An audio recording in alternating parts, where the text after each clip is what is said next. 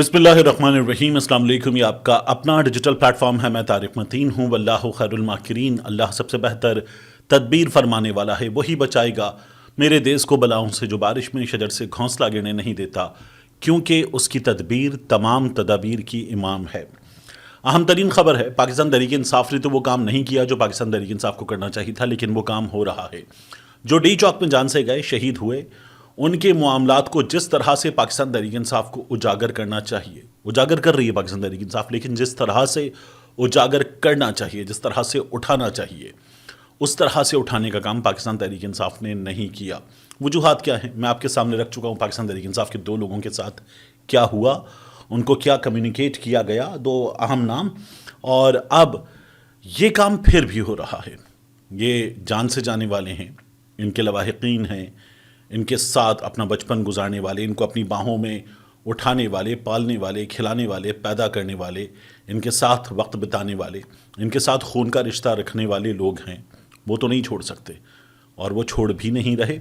इसीलिए उनका जो जिक्र है, उनकी जो बात है, उनकी जो जान गई है, उस पर मुसलसल बात हो रही है। तो इसकी बात करेंगे, एक बहुत खौफनाक इंकशाफ, और उसके बाद जिस तरह से ये किया जा रहा है हुकूमत की जानिब से, ये भी बहुत ही भयानक है। इसकी बात करूंगा मैं आपके सामने, अहम तरीन तफसीलात रखूंगा। फजलुर रहमान ने एक बात की है। फजलुर रहमान साहब ने खिताब किया पेशावर में, बड़ा ठीक ठाक बड़ा जलसा, और उस जलसे में खिताब करते हुए फजलुर रहमान साहब ने जो बात की है, वो बात उनकी हमारे सामने आई उनकी तकरीर में। उससे पहले रात 9:08 पर वो बात दुनिया न्यूज़ की स्क्रीन पर बाकायदा एक खबर की शक्ल में मौजूद थी। ये कैसे हुआ कि वो बात खबर की शक्ल में दुनिया न्यूज़ की स्क्रीन पर मौजूद थी? एग्जैक्टली थोड़ी देर बाद फजलुर रहमान साहब ने वही बात की है। ये क्यों कर हुआ, इसकी भी बात करेंगे, लेकिन सबसे पहले देखिए कि पाकिस्तान तहरीक इंसाफ को जो करना चाहिए वो नहीं कर रही, और वो हो रहा है। मरीज़ जहांगीर साहिबा एक प्लेटफॉर्म पर voicepk.net, उस पर एक इंटरव्यू करती हैं, एक्सक्लूसिव इंटरव्यू है, और उस मामले के बारे में हमने शेख वकास अकरम को भी आज बात करते हुए देखा, असद कासर को भी बात करते हुए देखा। तो मनीज़ जहांगीर साहिबा जो बात कर रही हैं, उसमें अहमद वली पेशीन का जो शहीद हुआ डी चौक पर, उसका भाई वो बात बता रहा है, और पाकिस्तान तहरीक इंसाफ उसे ट्विटर पे पोस्ट करती है। वो कहता है, हमें अपने भाई की लाश अस्पताल में मिली, उनकी मौत डी चौक में गोली लगने से हुई। उसके बाद हम पर 2 FIRs दर्ज हो चुकी हैं। उसके बाद हम पर 2 FIRs दर्ज हो चुकी हैं। पुलिस ने मेरे बेटे की दुआ के दौरान मस्जिद पर छापा मारा, बूटों समेत मस्जिद में दाखिल हुए और हमें गालियां दी। दुआ के दौरान, कुलखानी के दौरान पुलिस वाले मस्जिद में दाखिल हुए, जूते पहनकर दाखिल हुए, और वो लोग जो कुरान खानी कुलखानी कर रहे थे उनको गालियां दी, और कहा कि तुम्हारा बेटा तो मर चुका है, अब हम उसकी कब्र पे पेशाब करेंगे, ये पुलिस वालों ने कहा। और ये बात बताते हुए मुझे तकलीफ हो रही है।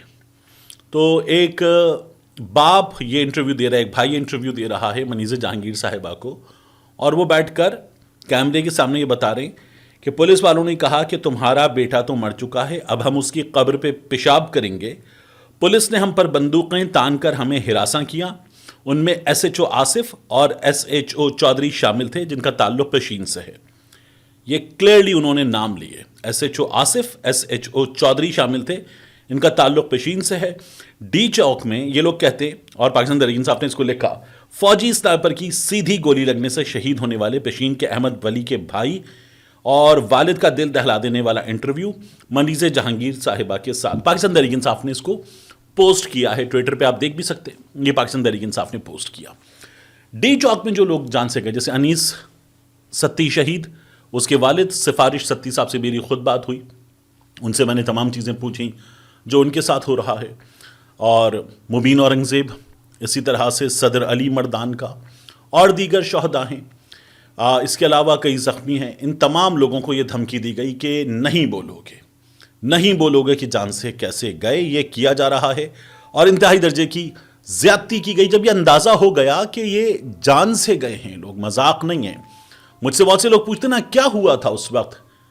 मैंने अतहर के छोटे भाई के कत्ल की जब खबर मिली थी ना, उसके बाद मैंने यहाँ कराची में सैफी हॉस्पिटल है, ये KDA कराची डेवलपमेंट अथॉरिटी चौरंगी, उसके ऊपर एक नॉर्थ नाज़िमाबाद में हॉस्पिटल है, میں نے وہاں اوپن ایریا میں قانون نافذ کرنے والے اداروں کے اہلکاروں کے گریبان تک پکڑ لیے تھے. میں کہہ رہا تھا تم لوگ ذمہ دار ہو, اس شہر میں لوگ روز مر جاتے ہیں. تو مجھ سے لوگ پوچھتے تھے کیا ہوا تھا, آپ نے یہ تک کہہ دیا تھا کہ میں تھانے میں کھڑا ہو کے خود کو آگ لگا دوں گا, تھانہ بھی جلا دوں گا اپنے ساتھ ساتھ. کیا ہوا تھا؟ یہ ہوا تھا, یہ جو اس وقت آپ کو احمد ولی کے, انیس ستی کے, مبین اورنگزیب کے, صدر علی کے لواحقین بتا رہے ہیں نا, یہی میرے ساتھ ہوا تھا, یہی ان کے ساتھ ہوا ہے. یہ پارٹی والے چھوڑ دیں گے, یہ ساتھی چھوڑ دیں گے, یہ M N A M P S چھوڑ دیں گے, یہ ایک بار آ جائیں گے, چکر لگا لیں گے, ان کو ڈرایا جائے گا, یہ چپ ہو جائیں گے, حکومت ان کو مینج کرنے کی کوشش کرے گی, کر لے گی شاید. لیکن جس کا کوئی جان سے جاتا ہے نا, وہ نہیں چھوڑتا شاید. وہ ہمیشہ کچھ مواقع پہ بعض لوگ شاید ڈر بھی جائیں کہ ہمارا اگلا بیٹا, ہمارا باپ, ہمارے گھر کا کوئی اور فرد تو ہو بھی جاتا ہے. لیکن یہ اب آپ کے سامنے آ رہی ہیں چیزیں, اندازہ تھا اسی لیے تو یہ ہوا. واوڈا کہہ رہا ہے یہ حکومت ہے, اسٹیبلشمنٹ اور حکومت آمنے سامنے نہیں, ریاست اور حکومت آمنے سامنے, ریاست اور پی ٹی آئی آمنے سامنے نہیں, حکومت اور پی ٹی آئی سامنے. فیصل واوڈا نے یہ بات بتائی نا, تو یہ اس لیے ہو رہا ہے اور یہ ابھی آگے بھی آئے گا. بہت خوفناک ہے, بہت ظلم کیا, بے تحاشا ظلم کیا, اور پھر اس کے بعد عطا تارڑ کو, محسن نقوی کو, ان لوگوں کو یہ باتیں کرتے ہوئے شرم بھی نہیں آتی, اور ان کے ٹاؤٹ قسم کے میڈیا والوں کو جن کو سرکاری نوکریاں ایسے پھینکی گئیں, ان کو شرم نہیں آتی کہ وہ اب بھی بیٹھ کر یہ لگے ہوئے ہیں. لاشیں نہیں ہیں, کہاں ہیں؟ مطلب خواتین میں سوچتا ہوں زیادہ حساس ہوتی ہیں. پی ٹی وی پہ میں خاتون اینکر کو بھی دیکھتا ہوں, دو عجیب و غریب شکلوں کے ساتھ ایک خاتون اینکر بھی بیٹھ کے مذاق اڑا رہی ہوتی ہیں. تکلیف ہوتی ہے دیکھ کر جس طرح کی حرکتیں یہ لوگ کرتے ہیں, یقین نہیں آتا. یعنی ایک انسان آپ کو سڑک پر جانور بھی مرا ہوا ملے نا, تو آپ تکلیف ہوتی ہے, آپ اوائڈ کرتے ہیں, آپ کئی بار کوشش کرتے ہیں سائڈ پہ کر دیں اٹھا کے, پرندہ مر جائے سائڈ پہ کر دیں اٹھا کے, کوئی گاڑی اس کو مزید کچل کے نہ جائے. اور یہاں جس طرح سے یہ لوگ اپنے جملوں سے, اپنی پریس کانفرنس سے, اپنے مذاق سے کچل رہے ہیں, روند رہے ہیں کسی شہید کے جسد خاکی کو, تکلیف ہوتی ہے دیکھ کر. اور جس طرح سے انہوں نے رینجرز کے شہداء پر مکروہ کام کیے ہیں, اس حکومت کے لوگوں نے, وزراء نے, باقی تمام لوگوں نے مکروہ کام کیے ہیں, شرم آتی ہے دیکھ کر. اس کے بعد رات 9:08 پر کیا ہوا دیکھیے. دنیا نیوز پر رات 9:08 پر ایک خبر آتی ہے. اس خبر میں دنیا نیوز جو ہے وہ جو الفاظ لکھتا ہے ہیڈ لائن میں اور جو باتیں لکھتا ہے, وہ باتیں کیا ہیں, وہ الفاظ کیا ہیں, اس کو دیکھیے. بڑی حیرانی ہوتی ہے کیسے کیا گیا.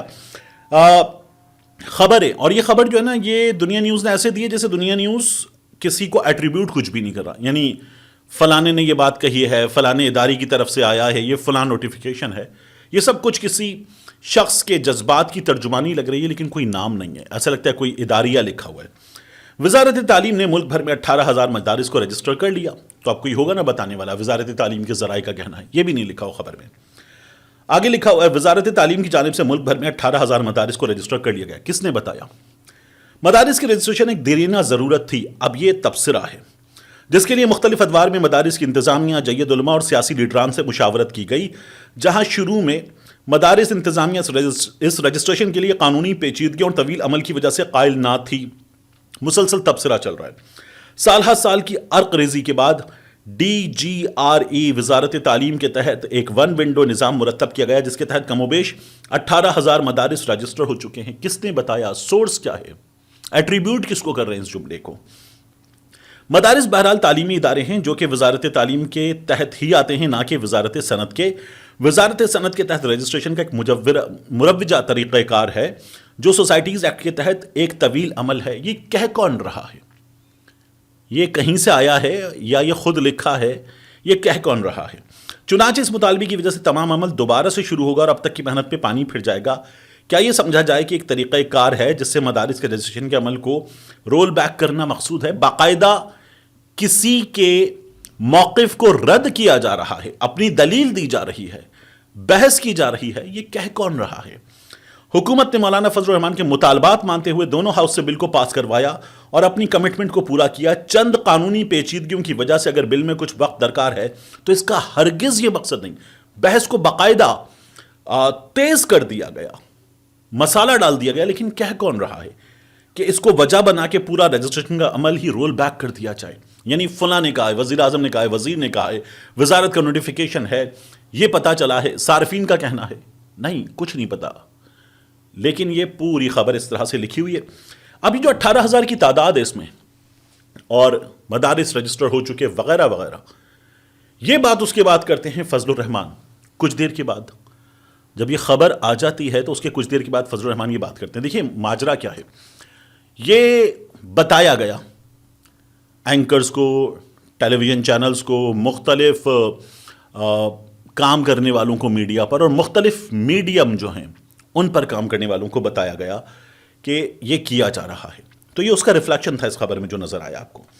اب فضل الرحمان اس بارے میں بات کرتے ہیں اور کہتے ہیں تم کہتے ہو کہ تمہارے پاس 18,000 مدارس ہیں، اور فضل الرحمان صاحب باقاعدہ عام طور پہ ان کا انداز جو ہے وہ مذاق اڑاتے ہیں اور ایکٹنگ کرتے ہوئے مذاق اڑاتے ہیں. 18,000 مدارس ہیں، 22 لاکھ طلبہ ہیں، کہاں ہیں؟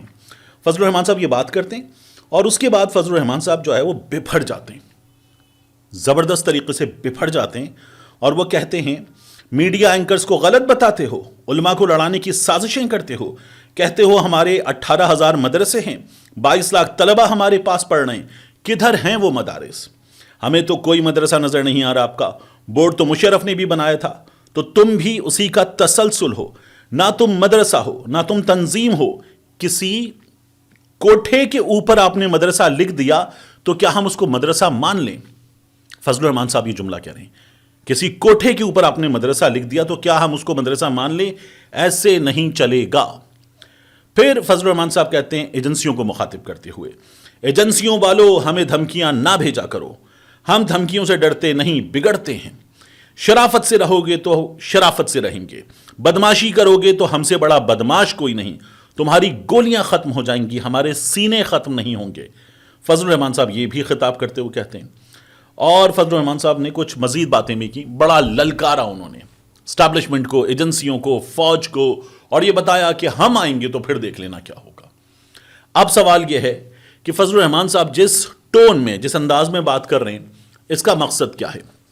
کچھ خبر، کچھ میرا اپنا تجزیہ، کچھ چیزوں کی میرے پاس خبر نہیں ہے. اب میں آپ کو اپنا تجزیہ اوورآل پیش کرتا ہوں. دیکھیے فضل الرحمان صاحب کا مقابلہ کس سے ہے سیاست میں، انتخابی سیاست میں؟ فضل الرحمان صاحب کے لیے ووٹ کا سب سے بڑا گراؤنڈ ہے خیبر پختونخوا.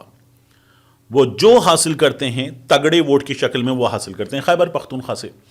وہاں ان کا سب سے بڑا مقابلہ ہے پاکستان تحریک انصاف سے، یا پاکستان تحریک انصاف خیبر پختونخوا میں سب سے اوپر ہے. اس کو اگر کوئی ٹف ٹائم دیتا ہے تو وہ دیتی ہے فضل الرحمان صاحب کی جماعت. کیا ان دونوں کا کوئی اتحاد ہو سکتا ہے؟ میری رائے ہے کہ نہیں ہو سکتا، کیونکہ یہ دونوں ایک دوسرے سے 10 جگہوں پر، جیسے گنڈا پور فضل الرحمان، یہ 10 جگہوں پر ایک دوسرے سے باقاعدہ سینگ پھنسا کر مد مقابل ہوتے ہیں. تو یہ اتحاد تو نہیں ہو سکتا، انتخابی اتحاد نہیں ہو سکتا. سیٹ ایڈجسٹمنٹ ہو جائے اور سیٹ ایڈجسٹمنٹ ہو جانے کے نتیجے میں فضل الرحمان صاحب جو ہیں وہ پاکستان تحریک انصاف کے ساتھ مل کر خیبر پختونخوا میں حکومت بنائیں آنے والے دنوں میں، اور مرکز میں جو سیٹنگ ہو اس میں ان کو کوئی عہدہ ملے. مجھے لگتا ہے کہ انتخابی اتحاد ان لوگوں کا نہیں ہو سکتا، سیٹ ایڈجسٹمنٹ ان لوگوں کی نہیں ہو سکتی، کیونکہ پاکستان تحریک انصاف خیبر پختونخوا میں سب سے زیادہ مضبوط ہے. تو کیا ان سے لڑے گی پاکستان تحریک انصاف اور یہ پاکستان تحریک انصاف سے لڑیں گے؟ ہاں لڑیں گے. تو فضل الرحمان صاحب کو نا اس وقت جو کچھ بھی طاقت ملی ہے، مل رہی ہے، دی جا رہی ہے، وہ باقاعدہ فضل الرحمان صاحب کو ایک تگڑی اپوزیشن بنا کر دکھایا جا رہا ہے. پاکستان تحریک انصاف کے سامنے ظاہر ہے کہ اس وقت حکومت ہے، پاکستان تحریک انصاف کے سامنے غیر سیاسی طاقتیں ہیں. تو پاکستان تحریک انصاف کے سامنے کوئی اور طاقت ہو، مقابلے پر ہو، اور وہ طاقت جو ہے وہ اس سے زیادہ شدت کے ساتھ سب کو للکارے، اور اس وقت جو ان کے خلاف فضا بن گئی ہے اس فضا میں کہا جائے واہ زبردست، یہ زیادہ بہتر ہے. جن کے خلاف غم و غصہ ہے ان کے خلاف تو یہ زیادہ بہتر ہے. تو ایک تو یہ کیا جائے. دوسرا، میاں نواز شریف صاحب نے بھی فوری طور پر، یعنی اب سوال یہ نا کہ فضل الرحمان صاحب کی جماعت نورا کشتی کرے گی، پوری کشتی کرے گی، سڑکوں پر آئیں گے، حکومت گرائیں گے، چلتا کر دیں گے حکومت کو. کیا یہ ہوگا؟ میاں نواز شریف صاحب نے فوری طور پر فضل الرحمان صاحب کو کہا ہے، وزیر اعظم شہباز شریف صاحب کو کہا ہے کہ فضل الرحمان صاحب کے تحفظات دور کریں، ان کی بات سنیں، ان کی شکایت دور کریں اور مانیں ان کی بات. اب ہے کیا سین؟ دیکھیے فضل الرحمان صاحب، ذرا امیجن کیجئے ایک تصوراتی ہائپوتھیٹیکل، فضل الرحمان صاحب آ رہے ہوں اسی طرح سے قافلے لے کر آ رہے ہوں پشاور سے یا کراچی سے چلیں، اور ٹھیک ٹھاک ان کو کوئی رکاوٹ کا بھی سامنا نہ ہو اور یہ آئیں اور اس کے بعد جب یہ اسلام آباد آ جائیں کا تقریر وغیرہ کرنے, ماحول ذرا ٹھیک ٹھاک طریقے سے بھاری بھرکم ہو جائے, اس کے بعد فضل الرحمان صاحب کی بلے بلے کہ کیا اپوزیشن ہے, یہ ہوتی ہے اپوزیشن. اور پھر تقریریں بھی بڑی گرم تتی تقریریں وہ چل رہی ہوں, تتی پنجابی ہے, تپتی ہوتا ہے نا, تو اسی طرح سے فضل الرحمان صاحب ماحول اٹھا دیں اور پھر حکومت جو ہے وہ گھٹنے ٹیکے اور کہے آپ کی بات تسلیم کرتے ہیں. فضل الرحمان صاحب ونر, ایک صحیح اپوزیشن جو اپنی بات بنوا سکتی ہے ایسے سامنے, اور میاں نواز شریف صاحب اس میں ایک ایسی شخصیت کے طور پر سامنے جس نے وزیر اعظم کو سمجھایا, بات ماننے پر مجبور کیا. میاں نواز شریف صاحب کا بھی ایک کردار, اس میں نقصان کس کا ہے؟ اگر یہ دونوں چیزیں کی جاتی ہیں تو اس میں نقصان کس کا ہے؟ سوچنے والے یہ سوچ رہے ہیں کہ اس میں نقصان پاکستان تحریک انصاف کا ہے. پاکستان تحریک انصاف کو ڈنٹ لگے گا کہ دیکھو یہ کام ہے, اور نواز شریف کے بارے میں ایک امیج بنانے کی کوشش کی جائے کہ واہ میاں صاحب نے کیا کیا ہے, اور میاں صاحب نے صورتحال کو سنبھالا ہے, اور فضل الرحمان صاحب نے اپوزیشن کر کے دکھائی ہے. ایسے اوپر اور باقی چیزیں جو ہیں وہ ٹھا کر کے نیچے, یہ کوشش کرنے کی جا رہی ہے. میری رائے میں غلط بھی ہو سکتا ہوں اس میں. کیا لوگ ایسے مان لیں گے؟ نہیں مانتے کیونکہ لوگ یہ جانتے ہیں کہ جو 26ویں آئینی ترمیم منظور ہوئی, جس کے تحت سپریم کورٹ کی ایسی کی تیسی ہو گئی, سپریم کورٹ تباہ ہو گئی, جس کے تحت مینڈیٹ چوری کے مقاصد پورے ہو گئے. اس 26ویں آئینی ترمیم کے بعد جو قانون منظور ہوا اور جو تبدیلیاں آئیں وہ تبدیلیاں بھی آپ نے دیکھ لی. اس 26ویں آئینی ترمیم کو جس مکروہ انداز میں انجام دیا گیا وہ بھی آپ نے دیکھ لیا. تو جب پوری قوم یہ سب کچھ دیکھ چکی اور اس میں فضل الرحمان کی جماعت کا کردار بھی دیکھ چکی, تو پھر لوگ کیوں مانیں گے؟ یہ کیلکولیشن کرنے والے عمران خان کو نکالتے وقت کیلکولیشن غلط کر چکے, پھر اس کے بعد الیکشن میں غلط کیلکولیشن کر چکے کہ جی انتخابی نشان بھی لے لیا, ہم نے عمران خان کو بھی اندر ڈال دیا, جماعت بھی توڑ دی, انٹرنیٹ بھی بند کر دیا, موبائل بھی بند کر دیا, ویب سائٹ بنائی تھی ویب سائٹ بند کر دی, اپلیکیشن بنائی تھی بند کر دی, فیس بک میسنجر پہ ایک سروس بنائی تھی بند کر دی. ہم نے تو ایسی کی تیسی کر کے رکھ دی ہے, کچھ نہیں ہوتا. قاضی فائزیسا سے بھی کام کروا لیا, اب یہ لوگ کچھ نہیں کر سکتے. الیکشن کمیشن بھی ہاتھ میں, سب کچھ ہاتھ میں, بس مضبوط. اور پھر عوام, سب سے بڑا فیکٹر عوام, سب سے بڑے اسٹیک ہولڈر عوام, اور عوام نے جو چاہا وہ ہوا, اور الیکشن پاکستان تحریک انصاف جیت گئی. 8 کو عوام کو ووٹ ڈالنا تھا, 8 فروری کو عوام نے ووٹ ڈال دیا. 9 فروری کو جن کو ووٹ ڈالنا تھا انہوں نے 9 فروری کو ووٹ ڈال دیا, اور اس کے بعد عوام کی مزید تذلیل توہین کی گئی. تو کیا لوگ اپنی توہین بھول جائیں گے, اپنی تذلیل بھول جائیں گے؟ توہین تذلیل انسان نہیں بھولتا. جس نے ایک فیصلہ کیا ہوتا ہے وہ اس فیصلے کا حساب مانگتا ہے. جس نے باقاعدہ طور پر ایک پین لیا, گھر سے نکلا بند انٹرنیٹ میں, بند رستوں پہ, بند موبائل فون سروس میں, اور پہنچ کے اس نے پھر بھی اپنا فرض نبھایا, اپنے شعور کا ثبوت دیا, اور وہ پھاڑ کے پھینک کے ضائع کر دیا گیا, وہ نہیں چپ بیٹھتا. تو وہ اگلی بار پھر فیصلہ کرے گا. وہ نکل کے لڑے اور اس کے بعد آ جائے, یہ نہ بھی کرے تو اگلی بار پھر فیصلہ کرے گا. وہ کہے گا آپ نے میری تذلیل کی تھی, میں پھر فیصلہ کر کے دکھاؤں گا آپ کو. تو وہ نہیں مانتا. تو یہ جو دوبارہ کوئی سیٹنگ کرنے کی کوشش کی جا رہی ہے, یہ سیٹنگ بھی نہیں چلے گی. یہ جو آپ سے کہہ رہا ہوں نا کہ فضل الرحمان کا مقابلہ علی مین گنڈا پور سے, اتنی بھرپور تقریریں, اسرائیل کے معاملے پر بات ہو رہی ہے, فلسطین کے معاملے پر بات ہو رہی ہے, شہباز شریف سے بات ہو رہی ہے تقریروں کے ذریعے, ایجنسیوں سے بات ہو رہی ہے تقریر کے ذریعے, مدارس کا معاملہ اٹھایا جا رہا ہے, اس میں انجینئر ضیاء الرحمان فضل الرحمان کا بھائی آتا ہے اور آ کے تقریر کرتا ہے, اور ساری علی مین گنڈا پور کے خلاف. شراب پی, غلغہ پاڑا کیا, این سی اے سے نکالے گئے, لڑکیوں کے پتہ نہیں ہاسٹل میں کالج میں گھس گئے, کیا کر رہے تھے, یہ معاملہ وہاں پر کیا گیا. کیونکہ ان کا مقابلہ گنڈا پور سے ہے, ان کا مقابلہ پی ٹی آئی سے ہے, ووٹ کی لڑائی ان کی پی ٹی آئی سے ہے. ان لوگوں کو بھی شکایت ہے, جو مینڈیٹ چوری کی شکایت ہے وہ ان لوگوں کو بھی, اور کس سے کہہ رہے ہیں کہ پاکستان تحریک انصاف والوں سے کہہ رہے ہیں. ان کا پورے ملک میں مینڈیٹ چوری ہو, کہہ رہے ہیں ان لوگوں نے مینڈیٹ چوری کیا تھا. ان لوگوں نے کے پی میں مینڈیٹ چوری ہونے سے بچا لیا تھا پورا زور لگا کے, تو اس لیے وہ اپنی جگہ کامیاب ہیں. تو یہ پرابیبل سچویشن ہے جس میں 2 سے 3 کرداروں کو ذرا اونچا بنانے کی اور پاکستان تحریک انصاف کو ڈنٹ لگانے کی کوشش ہے.